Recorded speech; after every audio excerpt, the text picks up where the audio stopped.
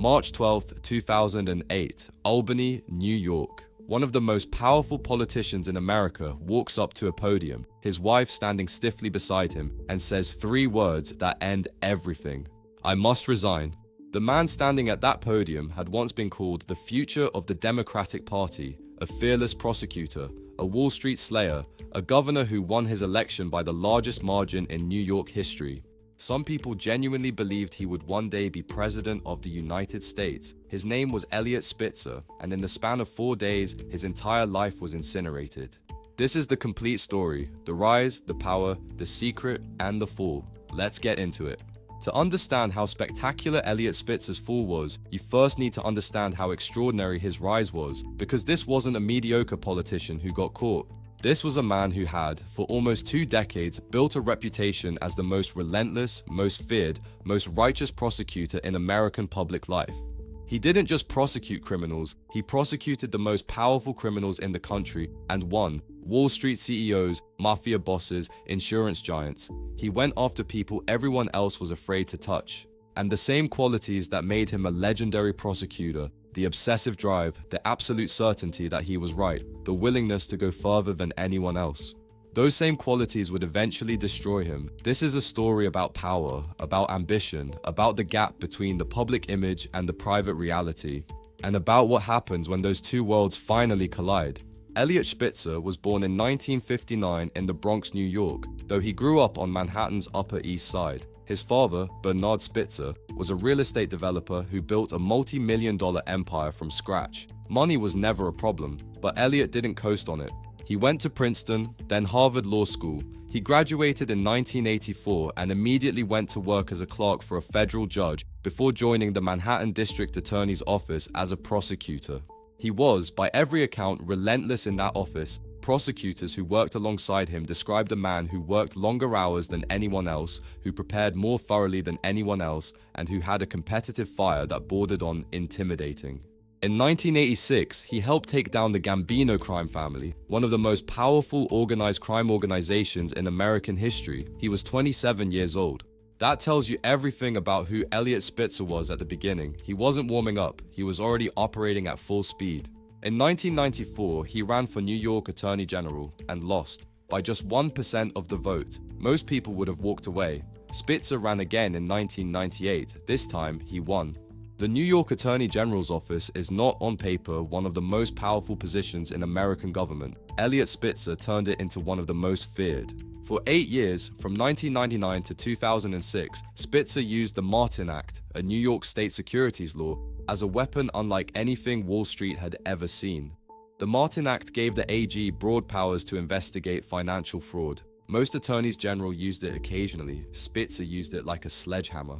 In 2002, he went after Merrill Lynch, forcing them to pay a $100 million fine after proving their analysts were publicly recommending stocks they privately called dogs and pieces of junk. To regular investors who lost their savings based on those recommendations, this was a bombshell. He didn't just prosecute criminals, he went after the entire mutual fund industry for illegal trading practices. He took on insurance giant Marsh & McLennan. He investigated pharmaceutical companies for hiding negative drug trial data. Time magazine put him on its cover. Businessweek called him the most powerful man on Wall Street, and he wasn't even a Wall Street executive. He was the man holding Wall Street accountable. He pursued Dick Grasso over a $187 million pay package. Ordinary Americans loved him. He was the guy fighting for them against the suits in the glass towers. His approval ratings were stratospheric, and in 2006, he decided it was time to take the next step. Day 1. Everything changes. That's what Spitzer promised, and within weeks, Albany was at war. The problem was simple. Eliot Spitzer had spent 8 years as a prosecutor. He didn't negotiate with criminals, he prosecuted them. But governing requires coalition building and compromise. Spitzer had none of those instincts. He clashed almost immediately with Senate Majority Leader Joe Bruno, a veteran Republican who had no intention of letting a new governor steamroll him. Their relationship became openly hostile within months. Then came Troopergate. In the summer of 2007, it emerged that a top Spitzer aide had directed the state police to track Bruno's movements and leak information to the press. It was petty and stupid. An investigation found that Spitzer's office had acted improperly. His approval ratings, once in the high 60s, began to slide. Then came the politically toxic driver's license controversy. By early 2008, Eliot Spitzer's governorship was already in trouble. His day one promise felt hollow. Albany had beaten him, and then something far worse was coming. In early 2008, federal investigators were conducting a routine financial investigation, monitoring suspicious wire transfers between bank accounts. What they found led them somewhere they never expected. The wire transfers were connected to a high-end prostitution ring called the Emperor's Club VIP. It operated in New York, Washington, London, and Paris. Clients paid thousands of dollars per hour. Federal wiretaps captured conversations arranging appointments. One client was referred to in the transcript simply as Client 9. Client 9 was Eliot Spitzer. Investigators found Spitzer had been using the club for years, spending an estimated $80,000 on escort services. He had taken elaborate precautions, using aliases and structured wire transfers to hide his identity.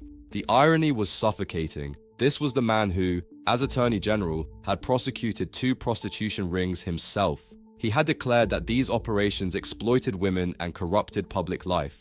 And he had been a client the entire time. On March 9, 2008, the New York Times published the story. By Monday morning, it was everywhere. Every front page, every broadcast, every conversation in America.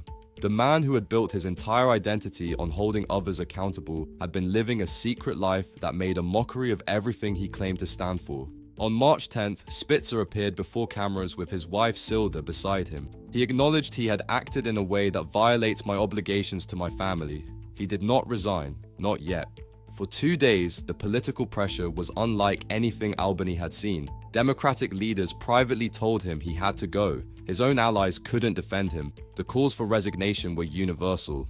On March 12, 2008, Eliot Spitzer returned to that podium, and this time the words were final. I must resign. He was governor for only 14 months. Most politicians, after a fall like this, disappear. Eliot Spitzer did not disappear.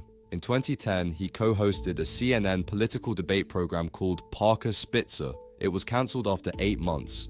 Then, in 2013, he made a move that shocked everyone. He announced he was running for New York City Comptroller. He was going to run as the guy who holds financial institutions accountable. The symbolism was almost too on the nose. He ultimately lost the Democratic primary to Scott Stringer. In 2016, a woman accused him of assault. No charges were filed, but the story ended whatever remained of his public rehabilitation. Spitzer largely retreated to private business. Here's the question that historians still debate. What is Eliot Spitzer's legacy? Because the work he did as Attorney General was real.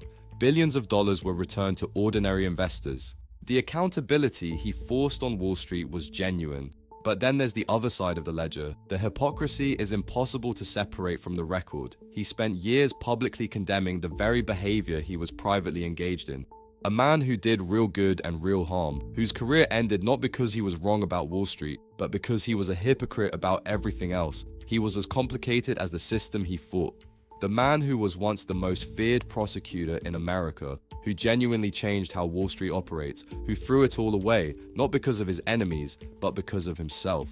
If this gave you the full picture, hit that like button. Subscribe for more political history with depth and no noise, and drop a comment. Does the legacy outweigh the hypocrisy? I'll see you in the next one.